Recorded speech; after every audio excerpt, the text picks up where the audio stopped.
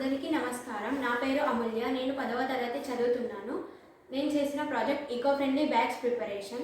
దీనిలో భాగంగా నేను నేల కాలుష్యం కాని పేపర్ బ్యాగ్లను తయారు చేశాను మరియు దీని అవసరం మా పాఠశాలలోని విద్యార్థులందరికీ తెలియజేసి వారు కూడా తయారు చేసి ఉపయోగించే విధంగా నేను ప్రోత్సహించాను. నేను ఇప్పుడు పేపర్ బ్యాగ్ల యొక్క ఆవశ్యకత గురించి తెలియజేస్తాను. మన నిత్య జీవితంలో మార్కెట్ నుండి సరుకులు తెచ్చే సందర్భంలో మనకు అనేక సార్లు క్యారీ బ్యాగ్లు అవసరం అవుతాయి. దీనికోసం మనం ప్రస్తుతం ప్లాస్టిక్ క్యారీ బ్యాగ్లను వినియోగిస్తున్నాము. వినియోగించిన తర్వాత ప్లాస్టిక్ క్యారీ బ్యాగ్లను వదిలివేయడంతో అవి నేలపైన చెత్తాచెదారాలతో కలిసి నేలపైన అత్యంత భయంకరమైన కాలుష్య కారకాలుగా మిగిలిపోతున్నాయి. దీనికోసం మనం కాగితంతో తయారు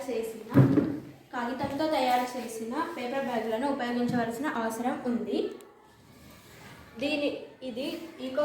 ఇప్పుడు నేను పేపర్ బ్యాగ్లను ఎలా సులువుగా తయారు చేయవచ్చో నేను తెలియజెప్తాను.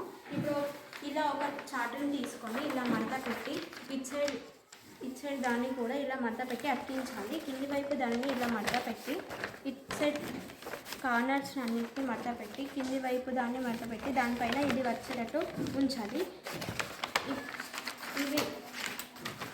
వీటిని కూడా ఇలా మడత పెట్టి ఉంచితే మనకు ఇలా బ్యాగ్ తయారవుతుంది.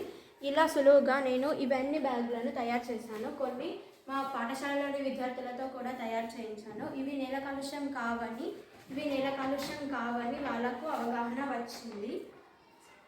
ఈ పేపర్ బ్యాగ్స్ పర్యావరణానికి ఎలాంటి హాని ఉండదు. వీటిని మనం ఎవరైనా తయారు చేయవచ్చు.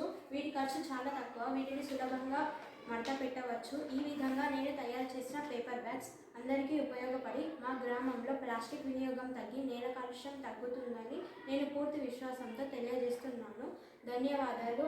బి అమూల్య, జెడ్పీఎస్ఎస్ స్కూల్, చైనట్ మండల్.